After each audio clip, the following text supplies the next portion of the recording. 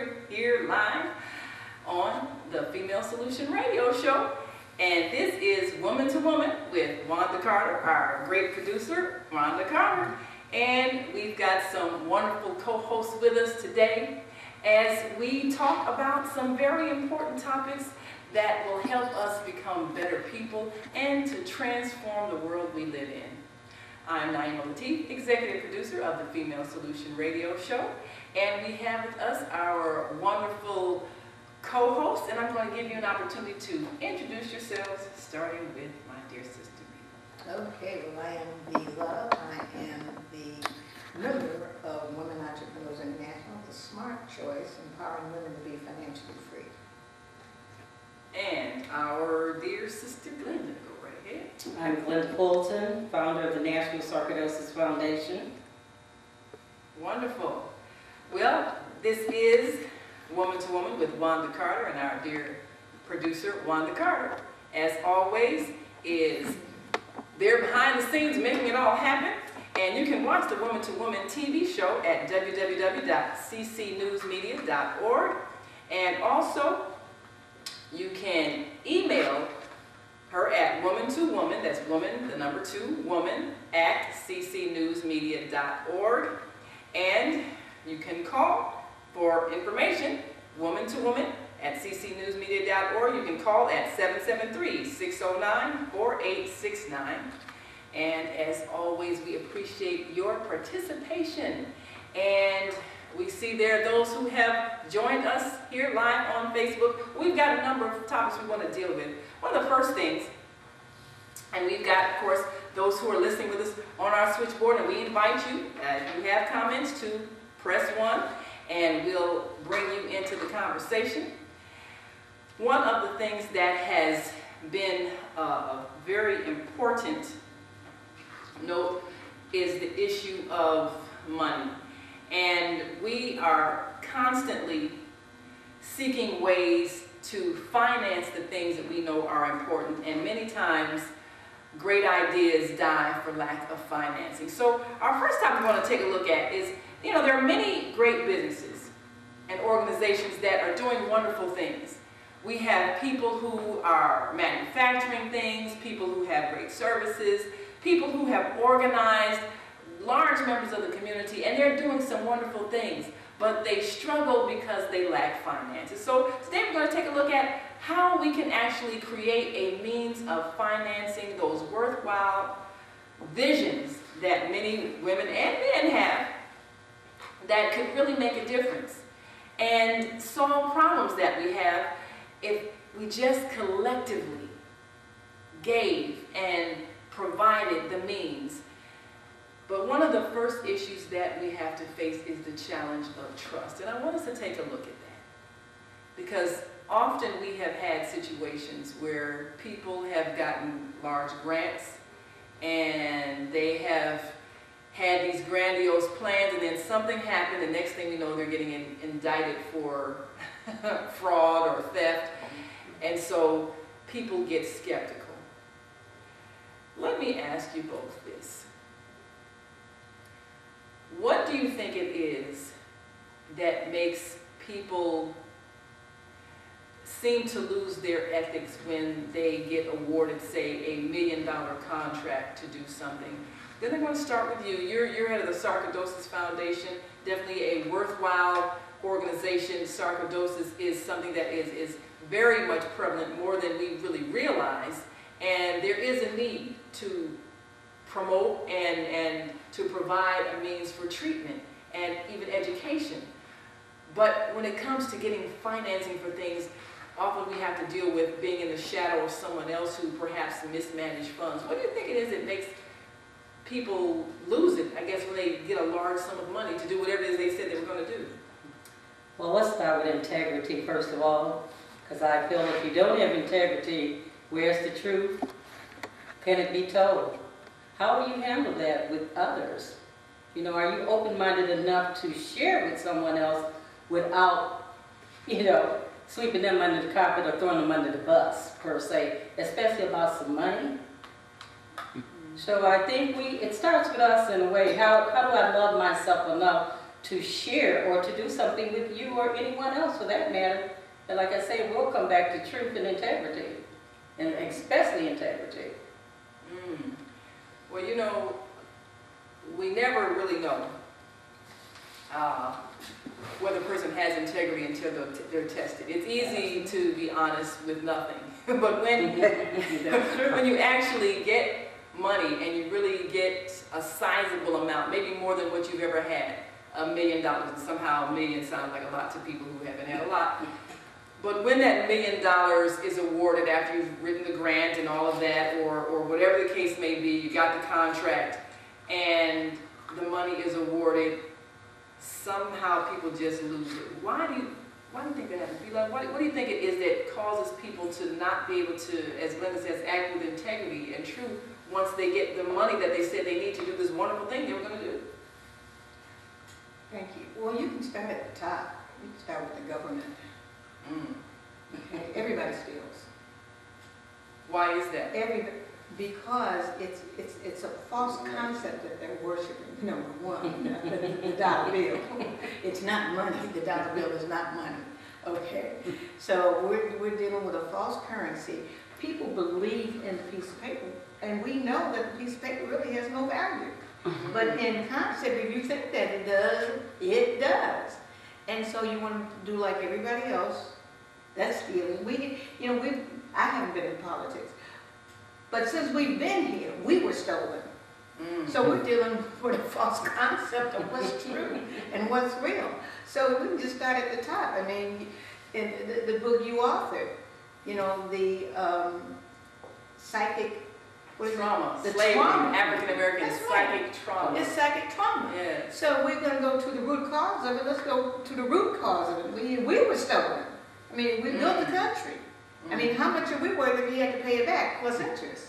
So we are dealing with, from the very top, because anytime you can come up with the idea to cut down some trees, refine it in a wood pulp, get some green ink and a printing press, and just whip out pieces of paper.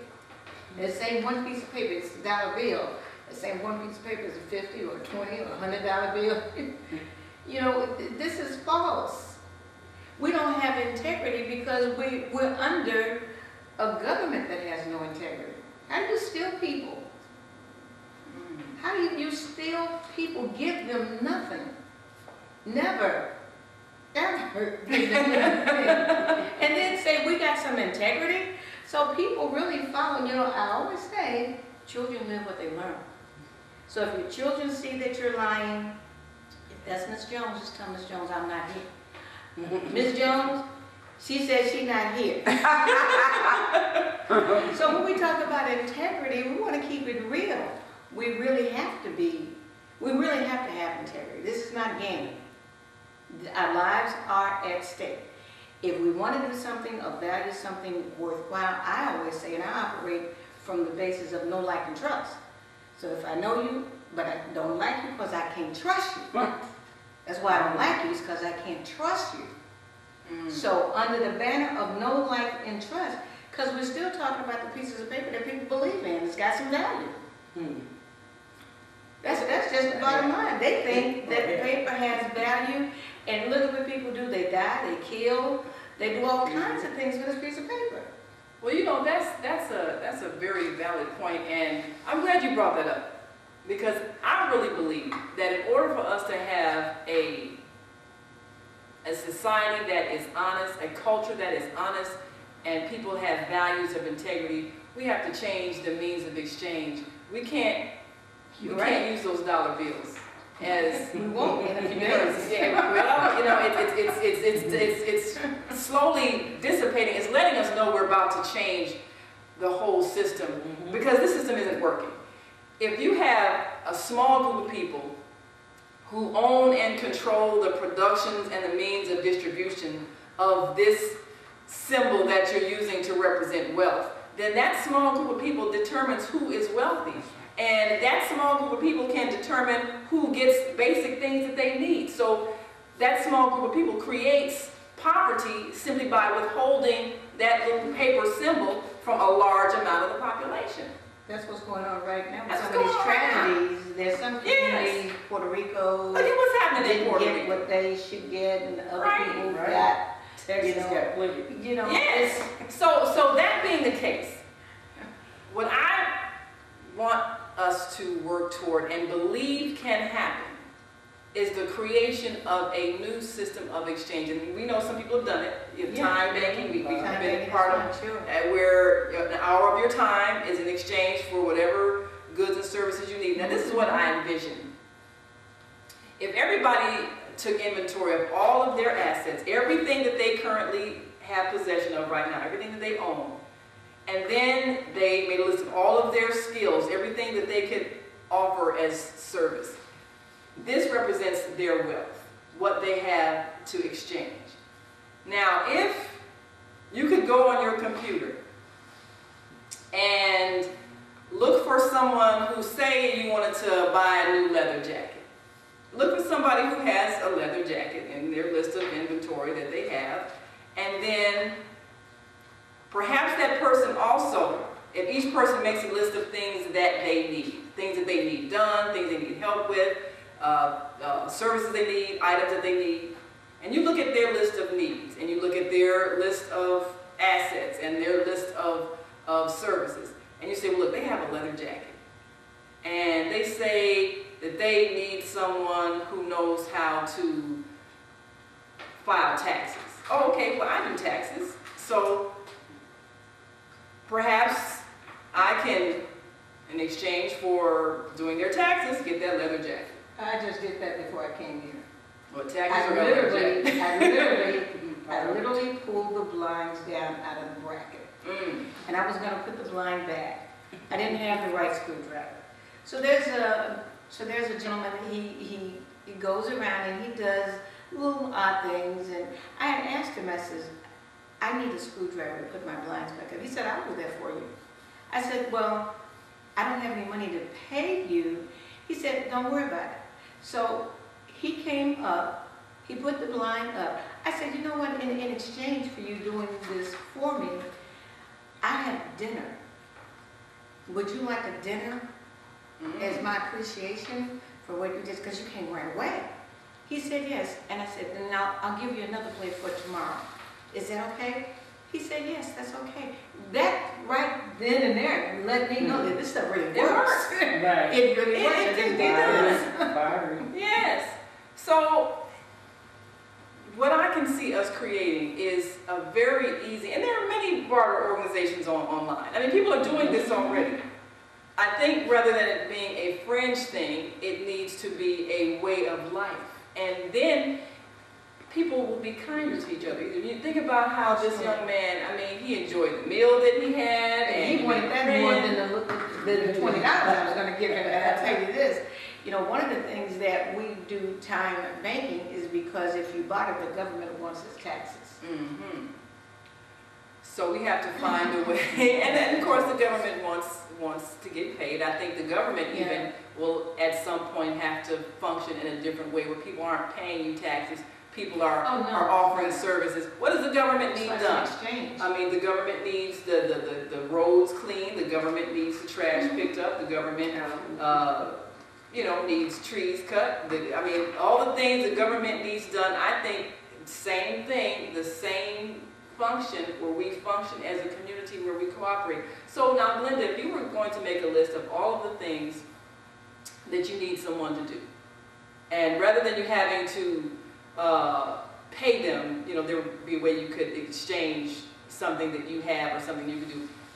Give us a list of say, 5, 10 things that you need done if you could exchange it for somebody. What would be some of those things? House cleaning, child care.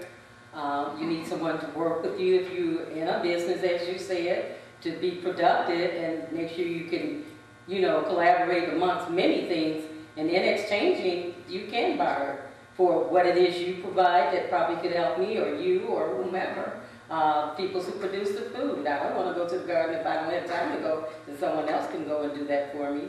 So, I mean, it could be a gamut of things.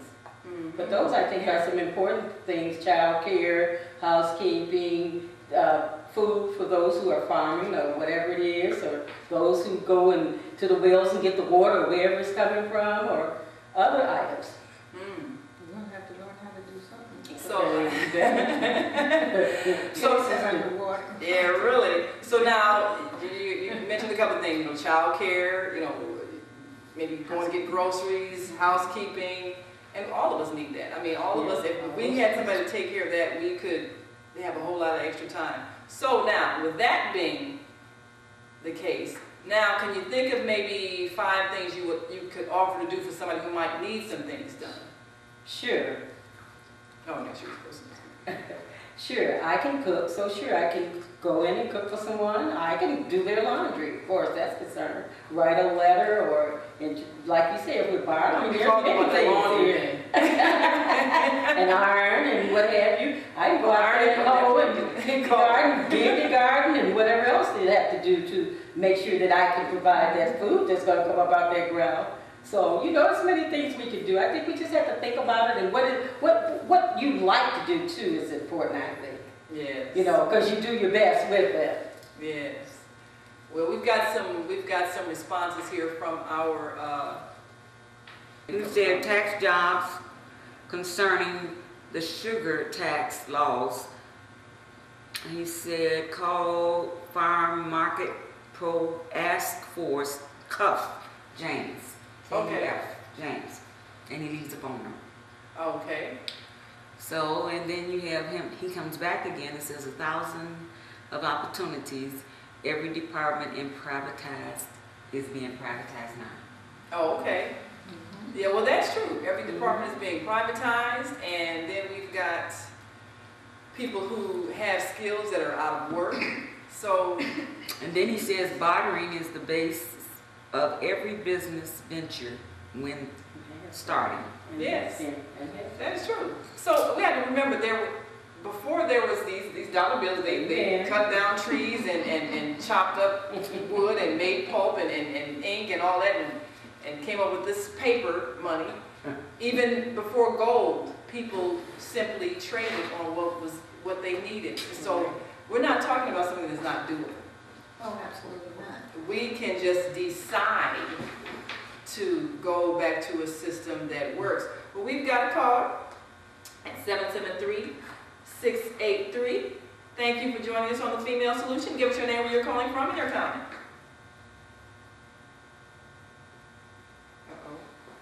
Hold on.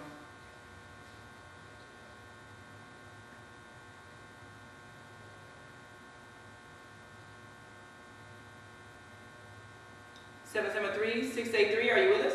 Check the mute on your phone. Your sound's not coming through. 773-683. Oh, now, can you hear you now? Yes, go right ahead. Yeah, I can hear you now. Go right ahead. Check the mute on your phone. Your sound went out again.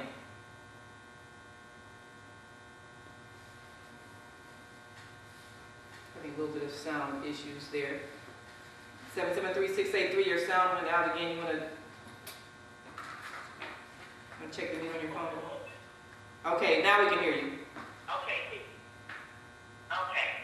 I'm calling because I'm listening to this barter thing, but how do we barter for light and gas? Very good question.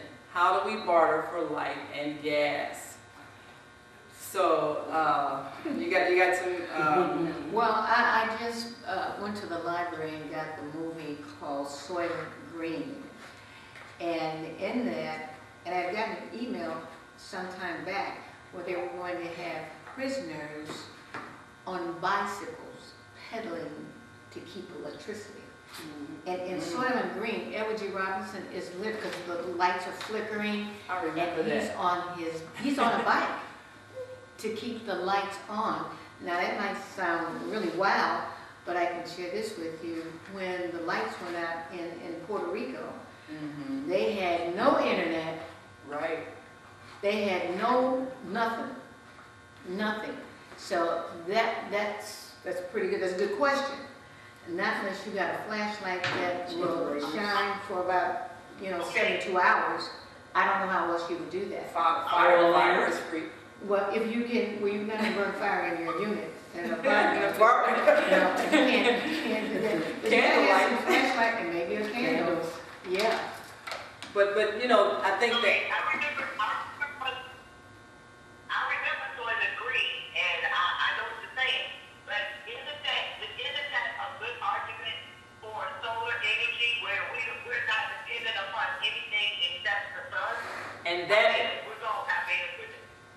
Yes. Ordering and being self-sustaining, and because there is a house on the east side of Chicago that I had the pleasure of visiting, and anytime Naimah or you or anybody else, I would call this guy up, and this house is solar power, and his stuff runs so well that he gives energy back to the grid. So Yes. he's giving the light power. Well, I'm so glad that you brought that up, because this very week I will be powering my house with solar energy, and I'm so grateful to have taken that step, because very soon I will not have a bill from the light company. I will be solar powered, and so I'm open to share that opportunity with everybody, because what has to happen is we have to have ways of using energy that comes from the earth and sun and water that is free from our creator and is not controlled by companies who are forcing us to maintain this perpetual state of enslavement to a dollar. So, Glenda, I believe you had a thought on that? No, I was saying, yeah, we're doing the panels also, and into the windmills and all the other different things that we can be into. Oh, yes. Yeah. Yeah, That's there's where to go. windmills, and yes, so really, we have ways of generating energy, but we need to explore more of them. We need to get more involved with it. We need to change our lifestyle so that our homes can be adapted to these. And actually, I just got a regular house, but you know, they're putting 10 solar panels on there, and I'm telling you, in a very little while, I will not have a bill from the electric company. I'll be getting my energy from the sun. And so this is one of the ways that we can make that transformation. Look at how science is enabling us to use what's already there. And then you mentioned bicycles for the electric energy, but that's also a means of transportation. And you know, as I've been talking about, you know, when I went over to Korea and to China, saw rolls and rolls of bicycles. And matter of fact, you're walking down the street, you're dodging bicycle traffic because people ride bicycles. I mean, sometimes like if you work downtown, you ride your bicycle to the train and then park your bicycle and then get on the train and you get off work, you get off the train, get on your bicycle and ride home. So that, I mean, that's the way of life. And so, you know, I didn't see a whole lot of overweight people or people struggling because, you know, everybody rides a bike. I asked a question, and maybe you all have the answer. One day I woke up, and there were bicycles everywhere in the city of Chicago.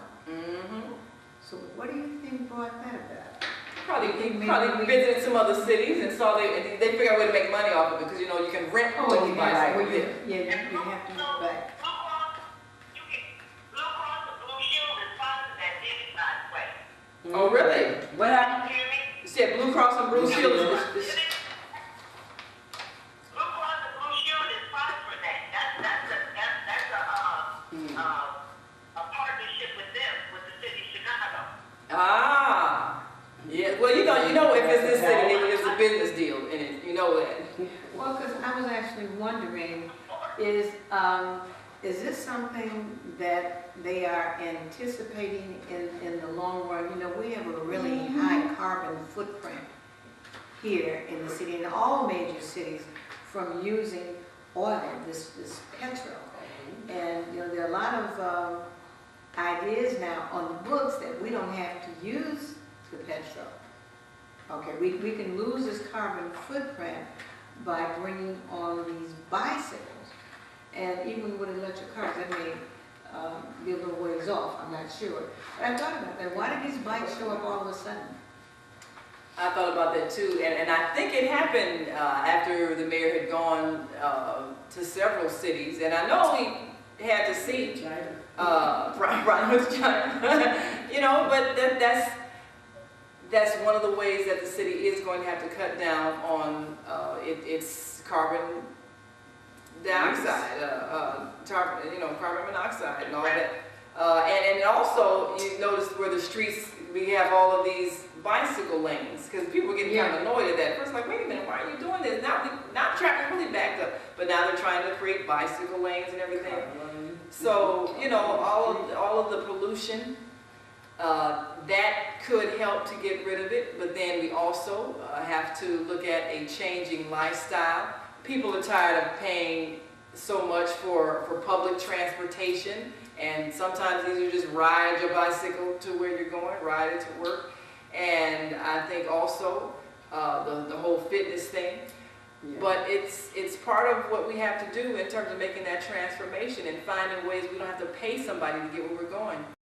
The underlying mission was to address what you pointed out in your introductory remarks, and that is the lack of trust between the African American community, the Latino community, and the police department. It was pretty clear at that time, after the release of the video. And, I can tell you this. The mayor and other people in the city were concerned about all these young people who were out in the streets protesting what had happened to Laquan McDonald. And that's really the message that we all need to remember, and as you and both you know very well, is that a lot of times it's what the people in the streets are doing that pushes the people in power to do the right thing. Yeah.